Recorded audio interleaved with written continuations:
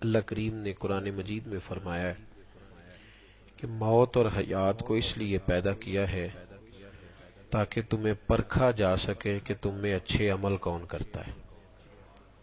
اللہ تعالیٰ کو پہلے بھی پتا ہے، لیکن اللہ تبارک و تعالیٰ نے ہم پر اور ہمارے ساتھ رہنے والے لوگوں پر یہ واضح کرنے کے لیے موت اور حیات کو پیدا کیا۔ قرآن پاک نے جو ترتیب عطا فرمائی وہ ترتیب یہ ہے کہ الذی خلق الموت، وہ ذات جس نے موت کو پیدا کیا، والحیات، اور جس نے زندگی کو پیدا فرمایا۔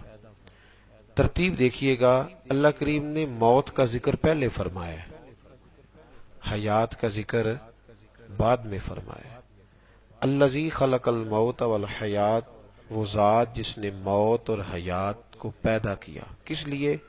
لیبلوکم، تاکہ پرکھا جا سکے، ایکم احسن عملا، یہ نہیں کہا کہ تم میں عمل کون کرتا ہے، تم میں اچھے عمل کون کرتا ہے، حسین بھی نہیں کہا، حسن والا بھی نہیں کہا، احسن عمل فرمایا۔ دیکھنا چاہتے ہیں کہ تم میں بہترین عمل کون کرتا ہے، تم میں سے بہترین عمل۔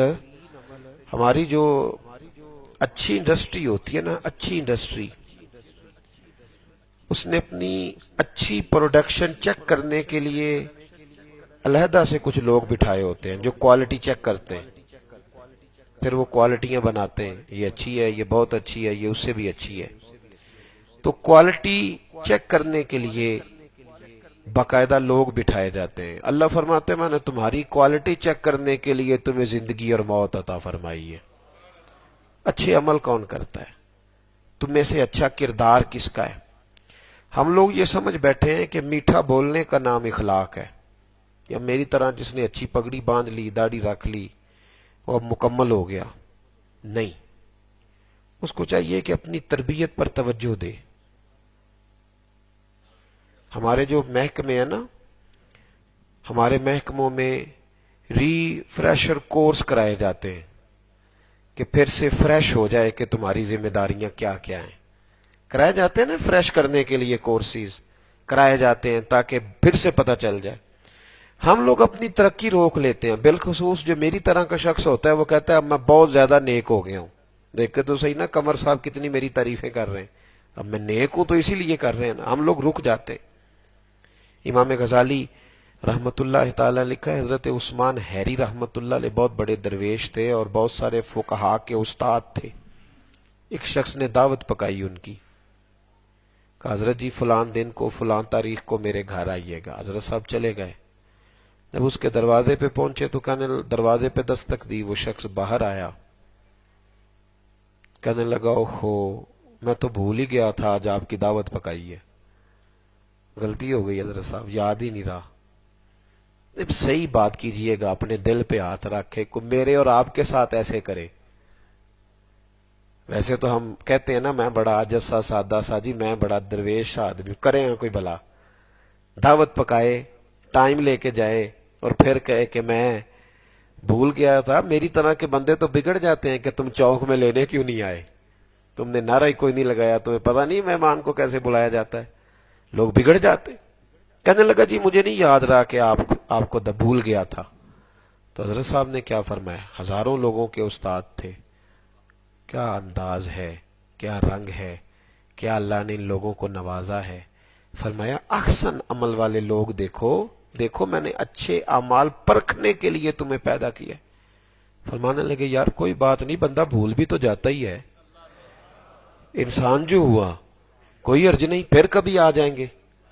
حضرت صاحب دوڑ کے گئے واپس، چوک میں پہنچے تو بندہ پھر پیچھے گیا، کہنے لگا حضور چلو اب آپ آ ہی گئے ہیں تو ذرا واپس آ جائیں، میں دیکھتا ہوں شاید کوئی گھر میں چیز پڑی ہو تو آپ کو پیش کر دیتے ہیں۔ حضرت صاحب دوبارہ آ گئے۔ میں نے کہا کہ یہ باتیں کرنی آسان ہے، سننی آسان ہے، لیکن ذرا اپنے آپ کو وہاں کھڑا کر کے دیکھیں نا، دوبارہ آ گئے، میں تو کبھی نہ دوبارہ آتا، میں تو کہتا یار جا کام کر دیکھی جائے گی، چلو کہتا کچھ نہ، لیکن اندر غصے سے شاید لال پیلا ہو جاتا کہ عقل ہی کوئی نہیں بلانے کی، جا دوڑ جا میں نہیں آتا۔ حضرت صاحب دوبارہ آ گئے، ہائے، آ کے کھڑے ہوئے، کہنے لگا آپ یہاں کھڑے ہو، میں ذرا پتہ کرتا ہوں، شاید کوئی چیز پڑی ہو۔ اندر گیا تو واپس آ کے کہنے لگا حضور معاف کرنا، کوئی شے بھی نہیں۔ پھر چلے گئے۔ چوک میں گئے تو پھر بلانے چلا گیا، کہنے لگا مہربانی کریں واپس آ جائیں، اچار مل گیا ہے۔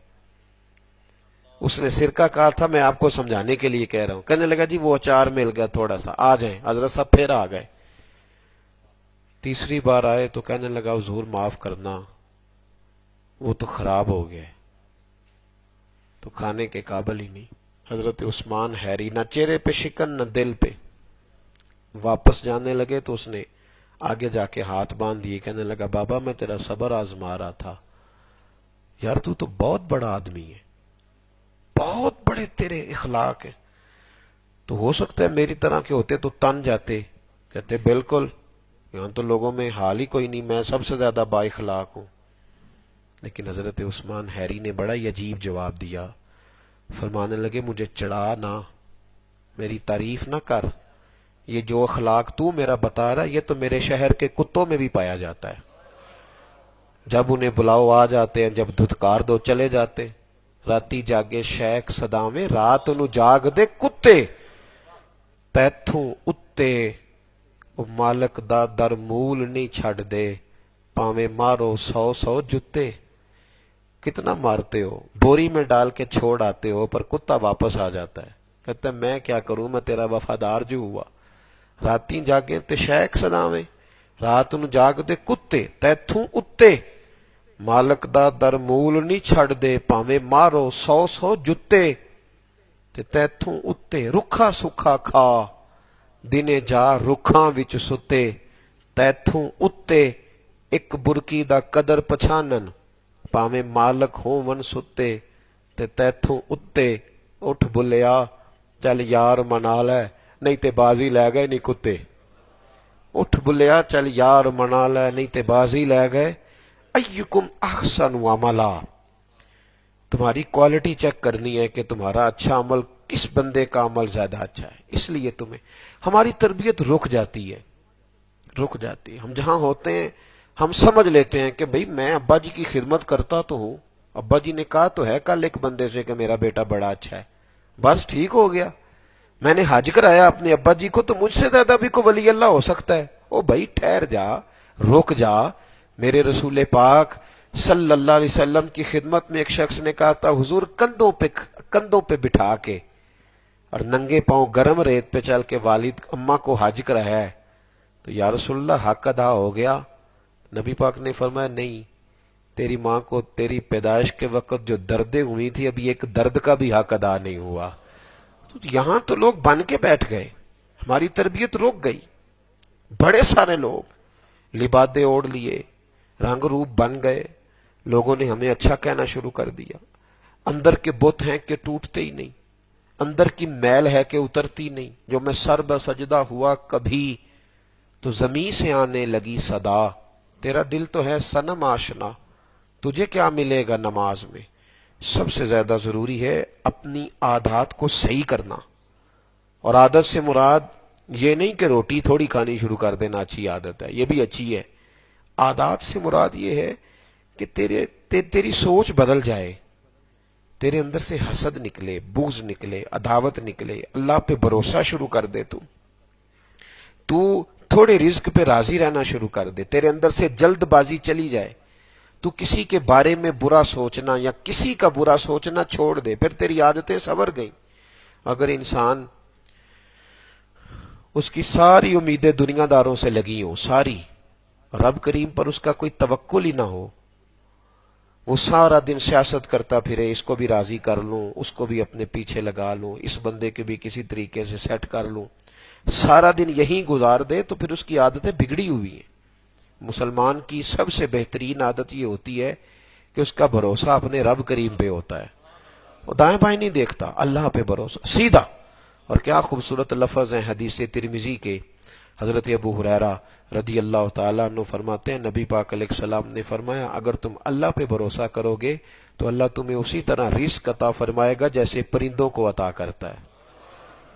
جیسے اللہ پرندے سویرے نکلتے ہیں تو انہیں نہیں پتا ہوتا ہم نے کس فیکٹری میں جا کے مزدوری کرنی ہے، وہ صبح نکلتے ہیں تو انہیں نہیں پتا ہوتا کس دفتر میں بیٹھ کے کام کر، بس اللہ کے بھروسے پہ نکل جاتے ہیں.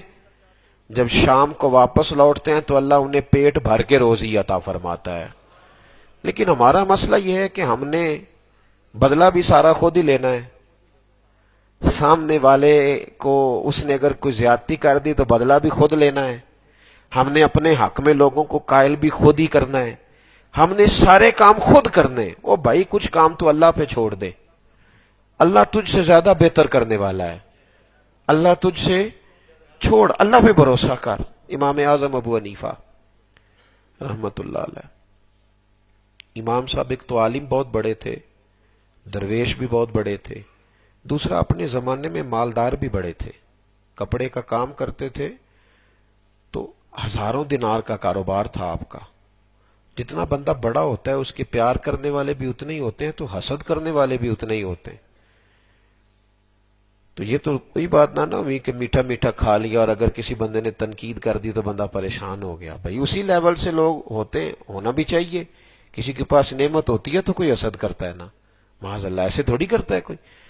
تو امام صاحب کے ادھر دیکھنا، میری بات پہ غور کرنا. امام صاحب کے والد صاحب انتقال کر گئے، بڑا سارا آدمی. امام صاحب 2-3 دن بیٹھے، پھر آپ باہر نکلے چوک میں. ایک مخالف تھا آپ کا، سارا کوفہ جانتا تھا مخالف ہے. اس نے بھرے بازار میں امام صاحب سے کہا وہ حنیفہ سنا تیرے ابا جی فوت ہو گئے؟ فرمایا ہاں. کہنے لگا اپنی اماں کا نکاح میرے ساتھ کر دو.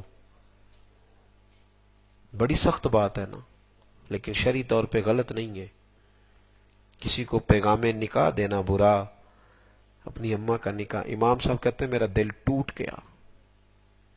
میں چاہتا تو میں اس کے منہ پہ تھپڑ مارتا، اس کے دانت توڑ دیتا. میرے مخالف سارے تیار بیٹھے تھے، لیکن آپ فرماتے میں نے اپنے اخلاق کو، اپنی عادت کو شریعت کے تابع کیا اور میں نے اس کو کہا بھائی میری اماں عاقلہ بالغہ ہے، ذرا عدت گزرتی ہے تو میں بات کروں گا، اگر تیرے ساتھ نکاح کرنا چاہے گی تو مجھے کوئی اعتراض نہیں.